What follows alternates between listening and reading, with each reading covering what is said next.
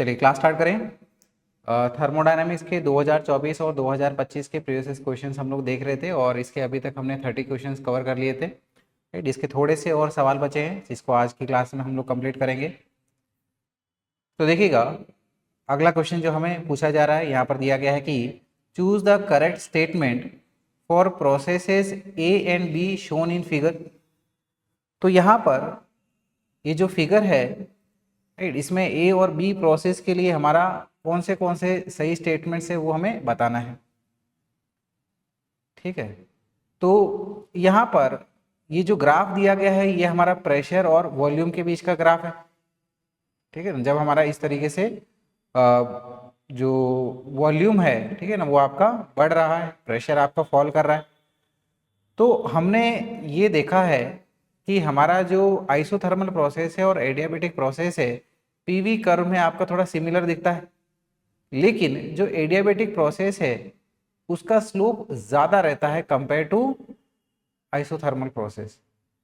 तो यहाँ पर किसका स्लोप ज़्यादा दिख रहा है? ये बी वाले का। ठीक है, तो हम लोग कह सकते हैं कि बी हमारा क्या है? एडियाबेटिक प्रोसेस है और ए क्या है? हमारा आइसोथर्मल प्रोसेस है। राइट, समझ में आई बात? तो सबसे पहले तो ये मेंशन कर दीजिएगा कि process A is isothermal, process A is isothermal. Right, क्यों?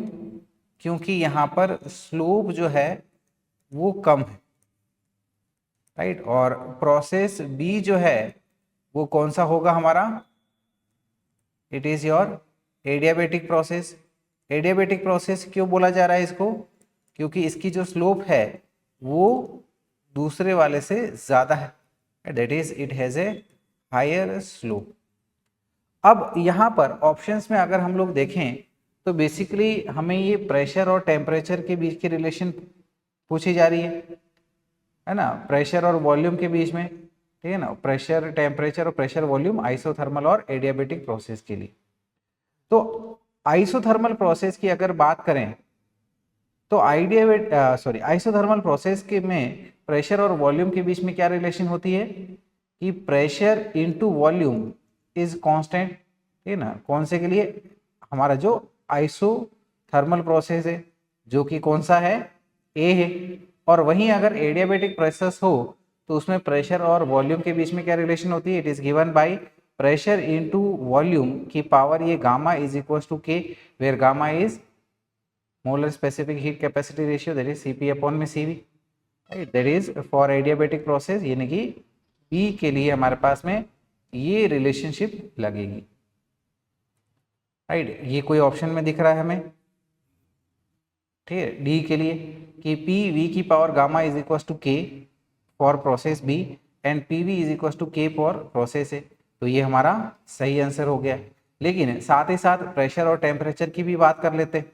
तो प्रेशर और टेम्परेचर कि आपस में हमारे पास में एडियाबेटिक प्रोसेस और आइसोथर्मल, सॉरी, एडियाबेटिक प्रोसेस में क्या रिलेशन होती है?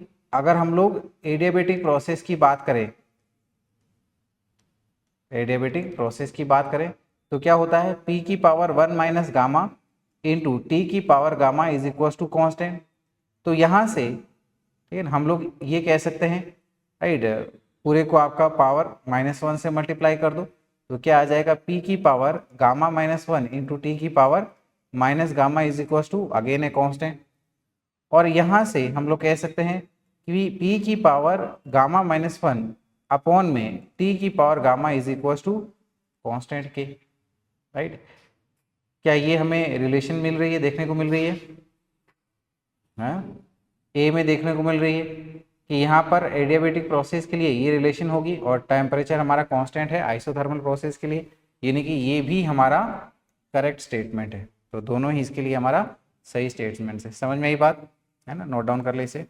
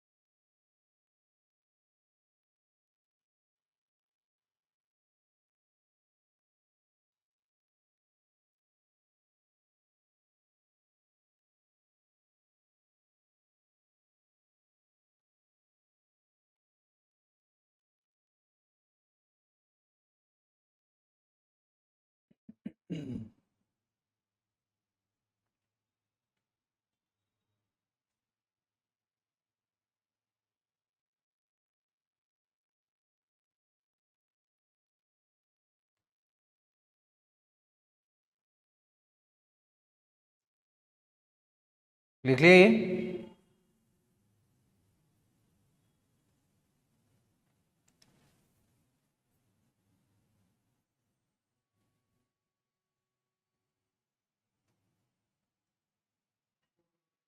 चलिए अगले सवाल पे आएंगे फिर। देखिएगा अगला सवाल कह रहा है कि an ideal gas has undergone through the cyclic process as shown in the figure. ठीक है, एक आइडियल गैस है जो कि इस तरीके से एक साइक्लिक प्रोसेस से गुजर रही है, और रिलेशन जो है वो हमारा वॉल्यूम और प्रेशर के बीच के। So work done by the gas in the entire cycle is, तो इस पूरे साइकिल के दौरान पर वर्क डन कितना होगा ये हमें बताना है। ठीक है, इन टर्म्स ऑफ 10⁻⁻1 जूल्स। पाई की वैल्यू आपको 3.14 कंसिडर करना है। तो अगर हमारे पास में साइक्लिक प्रोसेस है और यहाँ पर ग्राफ अगर प्रेशर और वॉल्यूम के बीच में हो, तो हमें पता है फिर उस प्रोसेस साइक्लिक प्रोसेस के लिए जो वर्क डन होगा वो हमारा पीवी ग्राफ का बीच का एरिया हो जाएगा हमारा। तो ये जो हमारा साइक्लिक प्रोसेस है, ठीक है ना, जैसे ही मान लो ऐसे चल रहा है, तो इसका जो ये एरिया होगा वही हमारा वर्क डन हो जाएगा। ठीक है ना, तो इसको एलिप्स कंसीडर करिएगा। एलिप्स का एरिया क्या होता है? Pi into R1 into R2। ठीक है, तो हम लोग यहाँ पर कह पाएंगे कि work done will B area of PV graph, area of PV graph. तो एलिप्स के लिए area pi R1 into R2, पाई की वैल्यू हमें 3.14 कंसिडर करते हुए चलना है। राइट, तो सबसे पहले यहाँ पर R1 और R2 की बात कर लेते हैं। तो देखिएगा यहाँ पर 300 और 500 के बीच का गैप कितना हो गया? 200 का ये डायमीटर हो गई, इसका आधा कर लो 100 हो गया। किलो पास्कल है तो यानी कि क्या हो जाएगा? 100 इंटू 10⁻³ हो गया। सेम इसी तरह से 150 और ये 350 के बीच का गैप कितना हो गया? 200। 200 का हाफ कर लो, कितना हो गया? 100। राइट, और ये हमारा सेंटीमीटर क्यूब है, तो इसको मीटर क्यूब में कैसे लिखेंगे हम लोग? 100 इंटू 10⁻⁻6 इस तरीके से। ठीक है, तो यहाँ पर देखिएगा ये 10⁻³ और ये 10⁻⁻6 कट के आपका 10⁻³ हो जाएगा। ये 2 जीरो प्लस ये वाले जीरो को कट कर देगा, तो यानी कि सिंपली कितना आ जाएगा हमारे पास में? ठीक है, 3.14। ठीक है, इंटू 10⁻⁻1 जूल्स के टर्म में बताना है ना हमें। सही चल रहा है?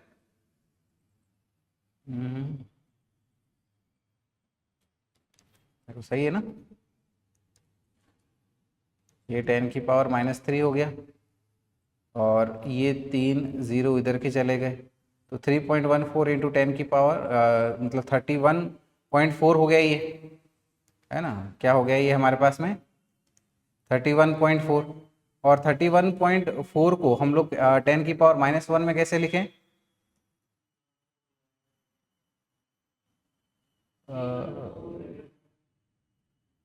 हाँ, ये 3.14 इंटू ये हमारा 10⁻1 आया।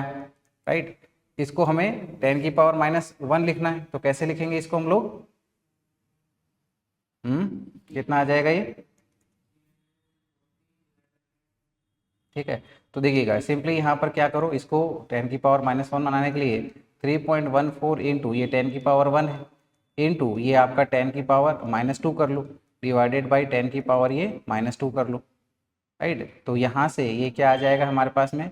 0.0314 इंटू 10⁻⁻1 जूल्स आ गया। तो करेक्ट आंसर हमारा क्या हो जाएगा? 0.0314। समझ में आया ये? इस तरीके से नोट डाउन कर लो इसे।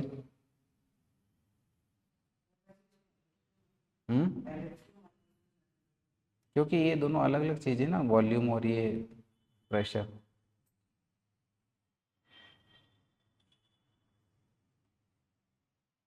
अगर ये यहाँ पर सिंपली 10 की पावर ये 1 रहता तो क्या आंसर आता हमारे पास में 3.14 आता। हम्म,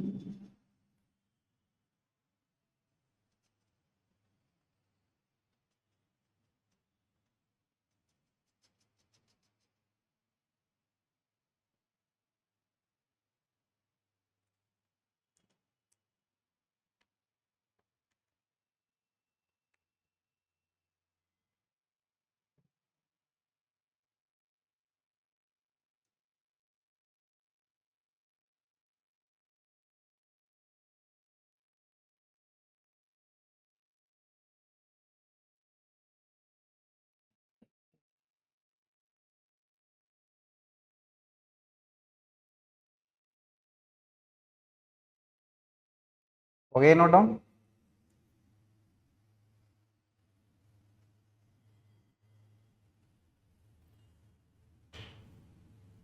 लिखा इसे। चलिए अगले सवाल पे आएंगे फिर। देखिएगा अगला सवाल क्या कह रहा है कि an ideal gas initially at 0 degree Celsius temperature is compressed suddenly to 1/4 of its volume. एक आइडियल गैस है जिसका इनिशियल टेम्परेचर हमारा 0 डिग्री सेल्सियस है और इसको सडनली कंप्रेस किया गया है इसके इनिशियल वॉल्यूम से 1/4। सडनली यानी कि कौन सा प्रोसेस हो गया ये हमारा एडियाबेटिक प्रोसेस हो गया। If the ratio of specific heat at constant pressure to that at constant volume is 3/2, यानी कि Cp अपॉन Cv हमें कितना दिया गया है 3/2 दे दिया गया है। The change in temperature due to the thermodynamic processes, तो इस थर्मोडाइनामिक प्रोसेस यानी कि एडियाबेटिक प्रोसेस के वजह से टेम्परेचर में चेंज कितना आएगा ये हमें बताना है। तो वॉल्यूम को लेके बात करी गई है, दूसरा हमारा टेम्परेचर को लेके बात करी गई है और प्रोसेस कौन सा है हमारा एडियाबेटिक प्रोसेस है। तो वॉल्यूम और टेम्परेचर के बीच में एडियाबेटिक प्रोसेस के लिए क्या रिलेशन होती है कि v की power gamma -1 into T is equal to constant, है ना। तो यहां से हम लोग कह सकते हैं कि फाइनल स्टेज के लिए v2 की power gamma -1 final temperature T2 is equal to initial volume की power gamma -1 into initial temperature T1। तो सबसे पहले हम लोग फाइनल टेम्परेचर निकाल लेते हैं। तो फाइनल टेम्परेचर T2 क्या हो जाएगा T1 इंटू V1 अपॉन में V2 की power gamma -1 is equal to initial temperature कितना दिया गया हमें 0 डिग्री सेल्सियस, लेकिन इसको केल्विन में लिखेंगे तो क्या हो जाएगा ये 273 हो जाएगा into initial volume V1 finally क्या बोल दिया गया इसको 1/4 तक कंप्रेस कर दिया गया।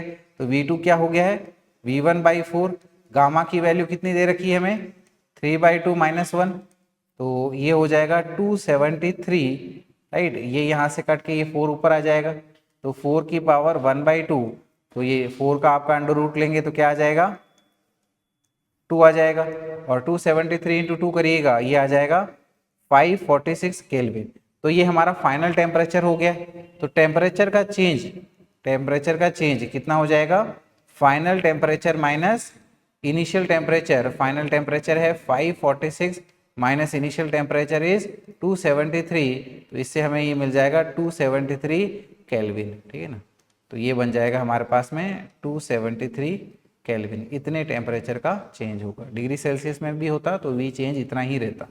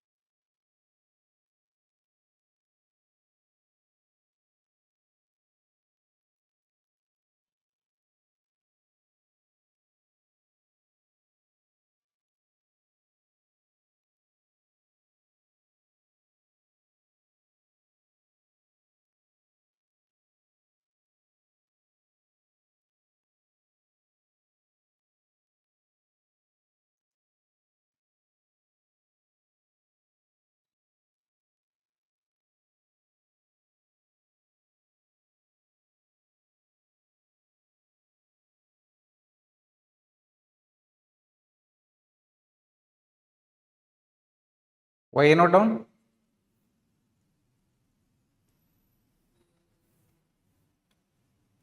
चलिए अगला सवाल देखते हैं फिर।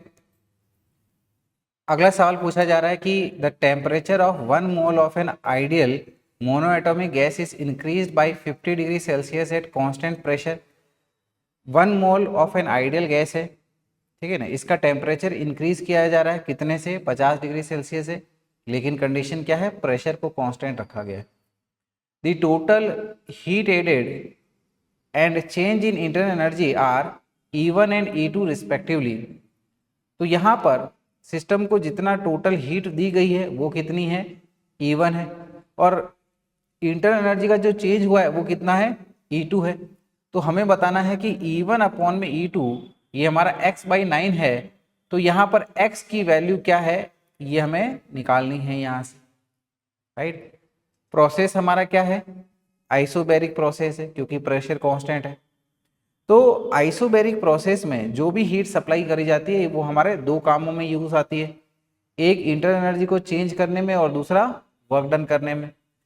तो हमें ये पता है कि जो हम लोग हीट सप्लाई कर रहे हैं, ठीक है ना, in case of our isobaric process, तो हीट सप्लाइड कितना हो जाएगा, it will be simply equals to, ठीक है ना, जैसे इसको E1 यहाँ पर बोला जा रहा है तो क्या हो जाएगा ये NCP delta T, where CP is your molar specific heat capacity at constant pressure.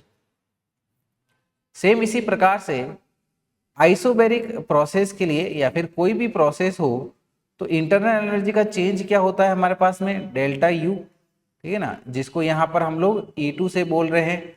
तो ये चेंज इन इंटरनल एनर्जी क्या होता है हमारे पास में, NCV delta T, where CV is your molar specific heat capacity at constant volume. तो हमें क्या करना है, E1 अपॉन E2 निकालना है, यानी कि कितनी हीट सप्लाई करी और कितना इंटरनल एनर्जी का चेंज हुआ। तो इन दोनों को आप डिवाइड करोगे तो N डेल्टा T कट जाएगा और ये क्या बचेगा हमारे पास में, CP अपॉन में CV बचेगा, जो कि क्या होता है, गामा, ठीक है। अब गामा की अगर बात करें और गैस हमें कौन सी दे रखी है, मोनोएटॉमिक। मोनोएटॉमिक गैस के डिग्री ऑफ फ्रीडम कितना होता है, 3 होता है, सिर्फ लीनियर है तो 3 है डिग्री ऑफ फ्रीडम। और गामा और डिग्री ऑफ फ्रीडम के बीच में क्या रिलेशन होता है, it is your 1 + 2/f, 1 + 2/f। तो यहाँ पर वैल्यूज पुट कर लेंगे, 1 + 2, मोनोएटॉमिक है तो डिग्री ऑफ फ्रीडम हमारा 3 हो गया। इसको एलसीएम लेके सॉल्व करिएगा, क्या आ जाएगा हमारे पास में, 5/3, ठीक है ना, और मोनोएटॉमिक के लिए वैसे हमें पता होता है, ठीक है ना, ये हमारा 5/3 है। तो इसी की वैल्यू x/9 बोली जा रही है। तो हम लोग को यहाँ पर x की वैल्यू निकालनी है, क्रॉस मल्टीप्लाई कर लो आप, तो x क्या आ जाएगा हमारे पास में, 5 × 9 डिवाइडेड बाई 3, और यहाँ का जो ये 9 है वो 3 से 3 टाइम्स चला गया, तो 5 × 3 करिएगा, क्या आ जाएगा, 15 आ जाएगा। तो इसी से हम लोग कह सकते हैं कि हमारा जो x की वैल्यू है वो कितनी है, 15 है, राइट। नोट डाउन कर ले, इसे समझ में आया ना ये।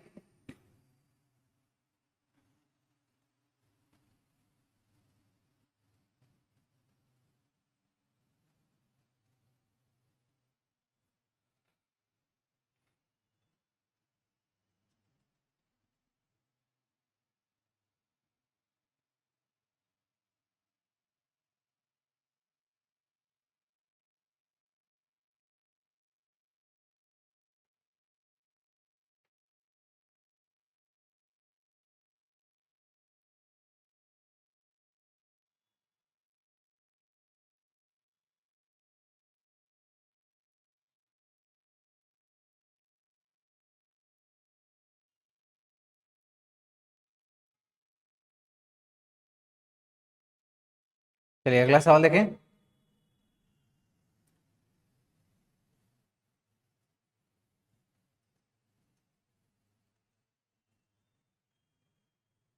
हो गया नोट डाउन वो,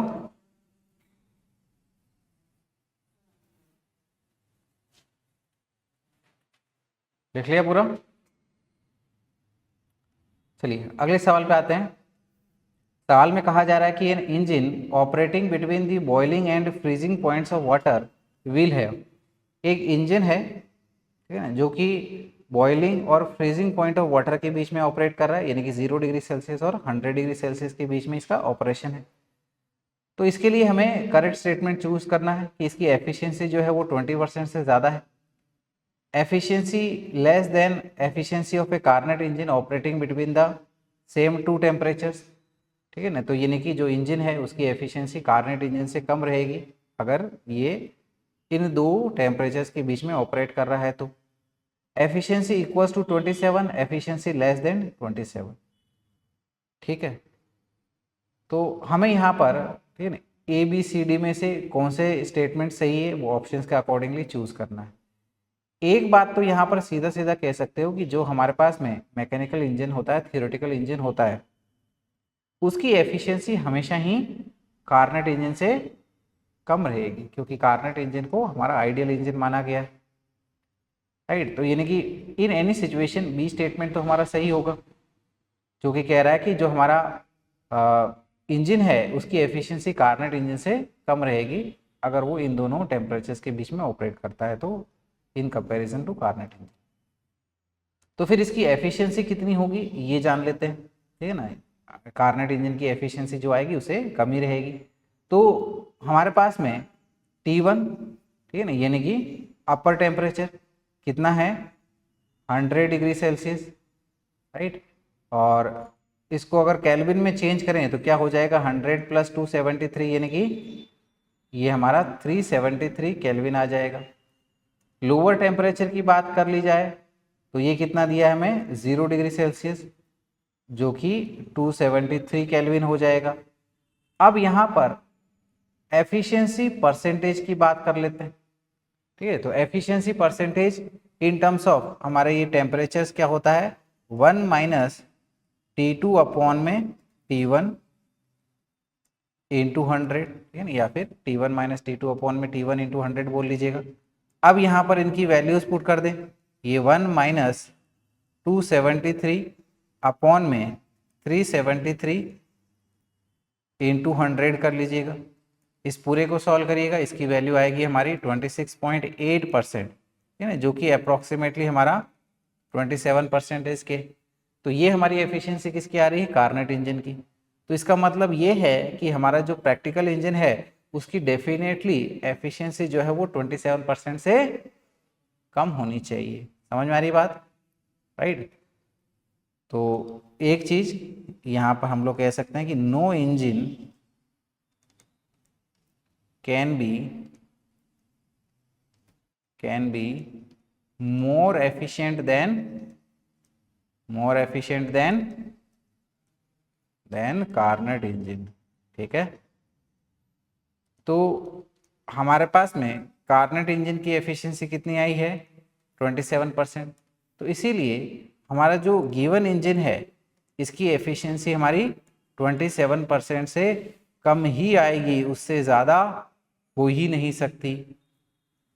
यानी कि जितनी अमाउंट की हीट सप्लाई करी जा रही है उसका 27% ही वर्क डन हो रहा है, बाकी रिमेनिंग हीट सराउंडिंग में लॉस हो जाएगी। So the efficiency of given engine must be less than 27%। तो ऐसा स्टेटमेंट हमको किस में देखने को मिल रहा है एफिशिएंसी लेस देन 27%, यानी कि बी और डी ये दो स्टेटमेंट्स हमारे सही है। तो इसी को ध्यान में रखते हुए हम लोग कौन सा स्टेटमेंट को चूज करें, ऑप्शन को चूज करें डी को, that is only B and D are correct.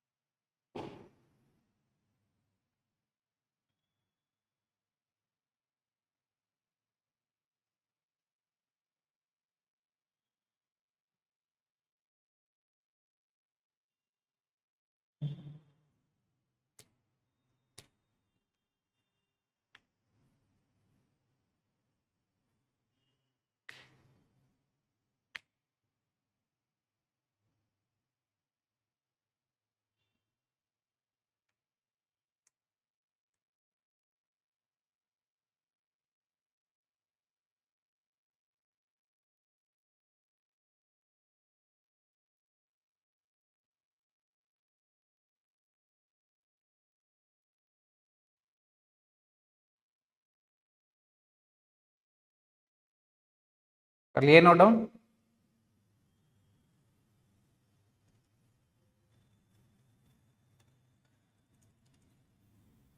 चलिएगा अगले सवाल पे आएंगे। फिर क्वेश्चन में दिया गया है कि water of mass m grams is slowly heated to increase the temperature from T1 to T2। m gram का जो वाटर है इसको धीरे धीरे गर्म किया गया है ताकि इसका टेम्परेचर हमारा T1 से T2 तक इंक्रीज हो जाए। The change in entropy of the water given specific heat of water is 1 joules per kilogram per kelvin. ठीक है, तो यहाँ पर एंथ्रोपी की बात हो रही है, ठीक है ना। तो एंथ्रोपी का क्या मतलब होता है, ठीक है ना, कि कितनी हीट हम इसको सप्लाई कर रहे हैं for a particular temperature difference, right. ये हमारा एंथ्रोपी है। तो अगर हम लोग स्मॉल अमाउंट के लिए बात करें, D S is equal to, ये हमारा डी क्यू अपॉन में ये टी है, तो इस दोनों का इंटीग्रेशन करेंगे तो ये आ जाएगा हमारे पास में S is equal to D Q by T, T1 से लेके T2 तक।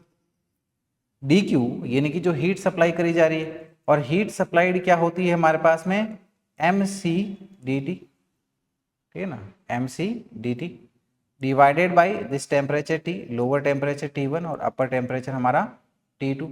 यहाँ पर मास कांस्टेंट है, स्पेसिफिक हीट कैपेसिटी कांस्टेंट है, इसको आप इंटीग्रेशन से बाहर ले लो तो ये क्या आ गया हमारे पास में, डी टी अपॉन में टी, लोअर टेम्परेचर T1 और अपर टेम्परेचर क्या हो गया है T2। तो ये हमारा M C integration of D T upon में टी, ये क्या होता है एल एन टी हो जाएगा। लिमिट हमारी T1 से लेके T2 तक, तो ये बन जाएगा हमारे पास में एम सी, ठीक है ना, लिमिट पुट करिएगा upper limit minus lower limit, यानी कि ये हो जाएगा L N T2 minus L N T1। और डिफरेंस ऑफ लॉगरिदम ये क्या होता है हमारे पास में, ये T2 अपॉन में T1 हो जाएगा। वाटर की बात हो रही है तो वाटर की स्पेसिफिक हीट कैपेसिटी क्या होती है हमारे पास में, ये 1 होती है। तो ये बन जाएगा हमारे पास में simply as M L N T2 upon में T1, है ना। तो इस तरीके से हमारा आंसर क्या हो जाएगा, option D, that is M L N T2 upon में T1। ठीक है, नोट डाउन कर ली इसे।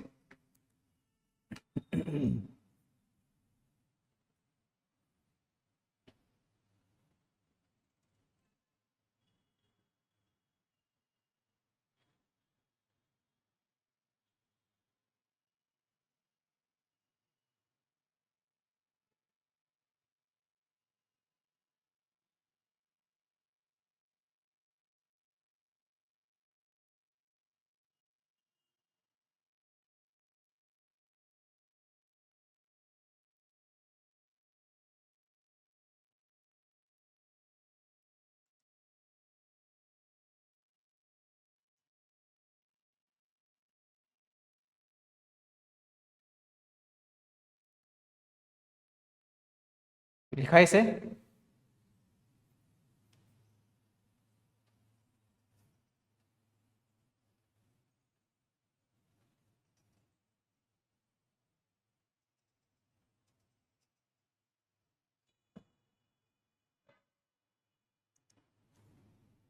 लिख लिया। चलेंगे अगले सवाल पे आएंगे। फिर देखिएगा सवाल में कहा जा रहा है कि ये diatomic gas gamma is 1.4 does 200 joule of work when it is expanded isobarically. एक डायटोमिक गैस है, ये 200 जूल ऑफ वर्क करती है जब ये आइसोबैरिकली एक्सपांड करती है, इसका वॉल्यूम इंक्रीज होता है आइसोबैरिकली। आइसोबैरिकली यानी कि प्रेशर हमारा कांस्टेंट है। The heat given to the gas in the process is, तो इस प्रोसेस के दौरान पे जो हीट दी जाएगी वो कितनी होगी। Isobaric process, first law of thermodynamics क्या कहती है कि heat supplied is equal to change in internal energy plus amount of work done. तो इसकी मदद से हम लोग इसको कर सकते हैं। और वर्क डन की अगर हम लोग बात करें तो वर्क डन क्या होता है, पी डेल्टा वी, ठीक है ना, पी डेल्टा वी या फिर एन आर डेल्टा टी। तो हम लोग इसको सॉल्व करते हैं कि amount of work done will be equal to N R delta T हो जाएगा। यहाँ पर वर्क डन कितना दिया गया है, दिस इज योर 200, ये एन आर डेल्टा टी, यानी कि एन आर डेल्टा टी की वैल्यू कितनी होगी हमारी 200। अब हम लोग फर्स्ट लॉ ऑफ थर्मोडायनेमिक्स पे आ जाते हैं, क्या है, it is equal to change in internal energy plus work done. Internal energy का change this is given by N C V delta T plus your amount of work done delta W. तो ये हमारा N और सी we ये क्या होता है, ठीक है ना, it is given by degree of freedom divided by 2 into R, ठीक है ना, एफ बाई 2 आर होता है। तो डायटोमिक ये गैस है, डायटोमिक गैस के लिए डिग्री ऑफ फ्रीडम क्या होता है 3+2, है ना, 3 लीनियर 2 रोटेशनल, यानी कि क्या हो गया 5। तो ये आ गया 5/2 R into delta T plus your amount of work done. और अभी हमने निकाला एन आर डेल्टा टी की वैल्यू कितनी है हमारी 200 है, तो हम लोग इसको लिख सकते हैं 5/2 into 200 plus work done that is equal to 200। तो यहाँ से ये 200 से 100 टाइम चला जाएगा, यानी कि हो जाएगा 500 प्लस 200।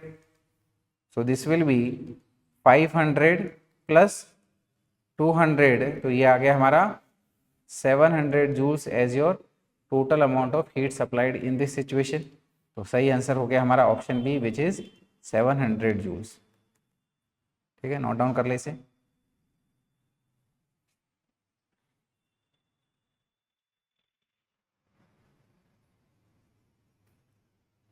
समझ में आया ये?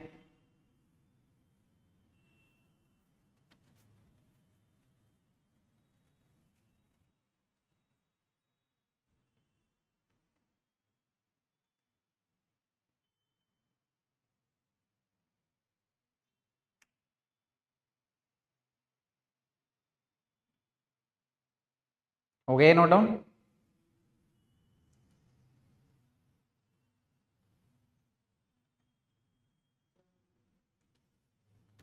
चलते हैं अगले सवाल पे आते हैं फिर।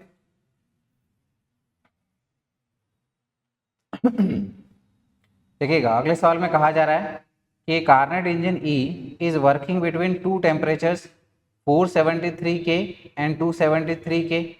कार्नेट इंजन, ठीक है ना, ई है जो कि 2 टेम्परेचर्स के बीच में ऑपरेट कर रहा है। कौन से 473 K and 273 K. In a new system 2 engines even work between 473K to 373K and engine E2 works between 373K to 273K। ठीक है ना, एक नए सिस्टम में जब हमारा इंजन जो है E1 ये 473K और 373K के बीच में ऑपरेट करता है, तो दूसरा इंजन जो है वो 373K और 273K के बीच में ऑपरेट करता है। If eta1 and eta2 are the efficiencies of the engine E1 and E2 respectively, then अगर यहाँ पर eta12, ठीक है ना, ये क्या है efficiency of engine E, eta1 this is your efficiency of engine E1 and eta2 is your efficiency of engine E2, ठीक है ना। तो यहाँ पर इनकी एफिशिएंसीज के बीच में क्या रिलेशन होगी ये हमें बताना है। अब देखिएगा एफिशिएंसी के लिए हमारे पास में फॉर्मूला क्या होता है 1 माइनस T2 अपॉन में T1 या फिर T1 माइनस T2 अपॉन में T1। तो सबसे पहले एफिशिएंसी ये हमारा 1-2 के बारे में बात कर लेते हैं। ठीक है, यानी कि हमारा इंजन ई के लिए वर्किंग टेम्परेचर क्या है 473 और 273। तो ये हो गया 1 माइनस 273 अपॉन में 473, एलसीएम ले लो इसका। तो ये हो गया 473 माइनस 273 डिवाइडेड विथ 473। तो न्यूमरेटर आ जाएगा हमारे पास में 200 अपॉन में 473 इस तरीके से। ठीक है, अब इंजन E1 की बात कर लेते हैं। तो इसकी एफिशिएंसी क्या होगी 1 माइनस इसके 2 वर्किंग टेम्परेचर्स क्या क्या है 473 और 373। तो यानी कि आ जाएगा 373 अपॉन में 473। तो एलसीएम लेके सॉल्व करिएगा तो न्यूमरेटर में आ जाएगा 473 माइनस 373 डिवाइडेड विथ 473। तो न्यूमरेटर बन गया हमारे पास में 100 अपॉन में 473। और आखिर में आ जाते हैं हम लोग, ठीक है ना, इंजन E2 के ऊपर में। तो इसकी एफिशिएंसी क्या हो जाएगी 1 माइनस इसके जो वर्किंग टेम्परेचर से क्या क्या है 373 और 273, तो ये बन गया हमारे पास में 273 अपॉन में 373, एलसीएम लेंगे इसका तो ये बन जाएगा 373 माइनस 273 न्यूमरेटर में और डिनोमिनेटर में हो जाएगा 373, तो न्यूमरेटर बन गया हमारे पास में 100 अपॉन में 373। ठीक है, अब हमें इनके बीच में रिलेशन देखना है।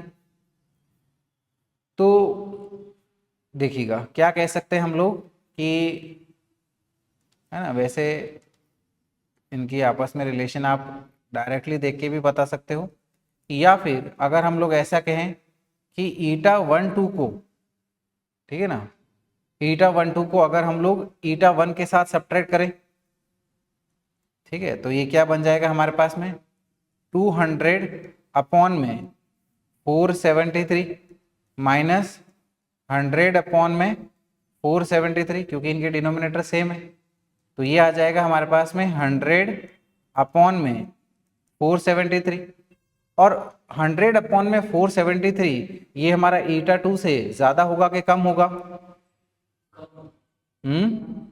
कम होगा। ठीक है, क्योंकि यहाँ पर ये जो डिनोमिनेटर है ये ज़्यादा है इसके केस में। ठीक है, यानी कि हम लोग कह सकते हैं कि ये जो वैल्यू है, राइट, ये हमारा बेसिकली ईटा 2 से छोटी है। समझ में आ रही बात? यानी कि ये कहा जा सकता है कि eta 1 2 minus eta 1 is less than eta 2। समझ में आ रही है बात? या फिर हम लोग कह सकते हैं, इसको उधर ले चले, तो ये हो गया ईटा 1 2 is less than eta 1 plus eta 2। ठीक है, तो देखिएगा ये रिलेशन हमें दिख रही है यहाँ पर, ऑप्शन बी में दिख रही है, तो यही हमारा करेक्ट आंसर हो जाएगा इसके लिए। समझ में आया ये?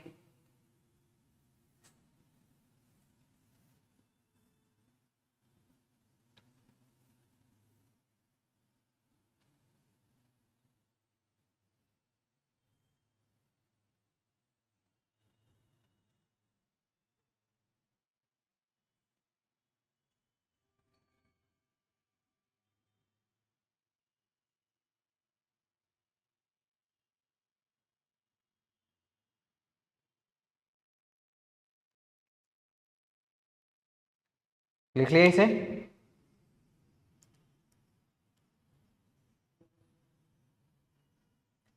चलते हैं अगले सवाल पे आते हैं। फिर अगला सवाल कह रहा है कि 2 different adiabatic paths for the same gas intersect 2 isothermal curves as shown in PV diagram. दो अलग अलग हमारे एडियाबेटिक पाथ्स है, ठीक है ना, सेम गैस के लिए, ठीक है ना, intersect 2 isothermal curves as shown in figure. तो ये हमारा आइसोथर्मल कर्व्स भी है, ठीक है ना, तो वो इस तरह से आपस में इंटरसेक्ट कर रही है। So the relation between the ratios VA upon में VB and the ratio VB upon में VC इज। तो हमें यहाँ पर बताना है VA अपॉन में VB क्या होगा और VB अपॉन में VC का ये रेशियो क्या होगा। अब इन पूरे कर्व्स को देख के हमें ये डिसाइड करना है कि हमारा आइसोथर्मल प्रोसेस कौन सा है और एडियाबेटिक प्रोसेस कौन सा है। तो हमें पता है कि आइसोथर्मल प्रोसेस की स्लोप कम होती है, तो देखिएगा A से लेके B और B से लेके आपका C, ठीक है ना, तो यानी कि यहाँ पर A और B और C के बीच में स्लोप किसकी कम है? हमारी AB की, BC की आपकी ज़्यादा है। तो AB प्रोसेस क्या हो गया? हमारा आइसोथर्मल हो गया। ये क्या हो गया? हमारा एडियाबेटिक प्रोसेस हो गया। इसी तरह से BC हमारा आइसोथर्मल और AD ये क्या हो गया हमारे पास में? एडियाबेटिक प्रोसेस हो गया। समझ में आई बात? तो आइसोथर्मल प्रोसेस हमारा AB वाला है और ये CD वाला है। समझ में आई बात? इसके लिए हम लोग कह सकते हैं कि फॉर आइसोथर्मल प्रोसेसेस, कौन से हमारे AB और CD वाले। आइसोथर्मल प्रोसेस में क्या होता है? Pressure into volume is equal to constant होता है ना, तो यानी कि यहाँ का प्रेशर इनटू वॉल्यूम वो यहाँ के प्रेशर इनटू वॉल्यूम के बराबर होगा। सो वी कैन से कि PA into VA is equal to PB into VB। तो यहाँ से हमारे पास में वॉल्यूम का जो रेशियो है इट इज़ वी अपॉन में वी बी, ये क्या आ जाएगा पी बी अपॉन में पी ए। इसी तरह से सी और डी पॉइंट्स के बीच में प्रेशर और वॉल्यूम का मल्टीप्लिकेशन कांस्टेंट रहेगा। सो हियर वी कैन से इस सी पॉइंट के लिए, है ना, समझ में आई ना बात। पहले हमने इन दोनों पॉइंट्स के लेके बात कर ली, अब सी और डी वाले पॉइंट्स को लेके बात करेंगे। तो क्या कहा जा सकता है कि P C into V C is equal to P D into V D, और वी में से कि वी सी अपॉन में वी डी, ये क्या हो जाएगा हमारे पास में पी डी अपॉन में पी सी हो जाएगा। ठीक है, समझ में आई बात। अब चलते हैं हम लोग हमारे एडियाबेटिक प्रोसेस के लिए। एडियाबेटिक प्रोसेसेस कौन से हमारे बी और सी वाले और डी और ए वाले, राइट। एडियाबेटिक प्रोसेस में क्या रिलेशन होती है प्रेशर और वॉल्यूम के बीच में, कि प्रेशर इंटू वॉल्यूम की power gamma is equal to constant, ठीक है, गामा हमारा C P upon C V. तो हम लोग कह देंगे कि फॉर एडियाबेटिक प्रोसेस कौन से हमारा बी सी और D A, right. So we can से कि now for adiabatic processes BC and DA के लिए, तो B पॉइंट पे अगर हम लोग बात करें, ठीक है ना, B और C के लिए, तो क्या कहा जा सकता है PB इंटू वी बी की power gamma is equal to PC into V C की पावर गामा। समझ में आ रही बात। इसी तरह से सेम हम लोग कह सकते हैं कि P D into V D की power gamma is equal to P A into V A की पावर गामा, क्योंकि एडियाबेटिक प्रोसेस है। तो ये हो जाएगा P D into V D की power gamma is equal to P A into V A की पावर गामा, ठीक है ना। तो यहाँ पर से, ठीक है ना, यहाँ पर से हमको थोड़े इसमें चेंजेस लाने होंगे, राइट। तो देखिएगा इसके लिए हम लोग क्या कह सकते हैं, ये देखिएगा हमारे पास में ये वी ए और V B is equal to P B upon में ये पी डी है, राइट। एक ये रिलेशन आई थी हमारे पास में, और दूसरी क्या ही है वी सी अपॉन में V D is equal to P D upon में पी सी, ठीक है। तो यहाँ से, ठीक है ना, इनका यूज कर सकते हैं हम लोग। तो यहाँ पर हम लोग कह सकते हैं कि ये हो जाएगा P A into V A की power gamma is equal to ये P D into V D की पावर गामा। समझ में आया, राइट। तो अब हम लोग क्या करते हैं, राइट, इनको आपस में डिवाइड कर लेते हैं, ठीक है। तो यहाँ पर से, ठीक है ना, इन दोनों टर्म्स को हम लोग डिवाइड कर लेते हैं। तो ये क्या आ जाएगा हमारे पास में पी बी अपॉन में पी ए इंटू ये वी बी अपॉन में वी ए की power gamma is equal to ये हो जाएगा पी सी अपॉन में P D into V C upon में वी डी की पावर ये गामा।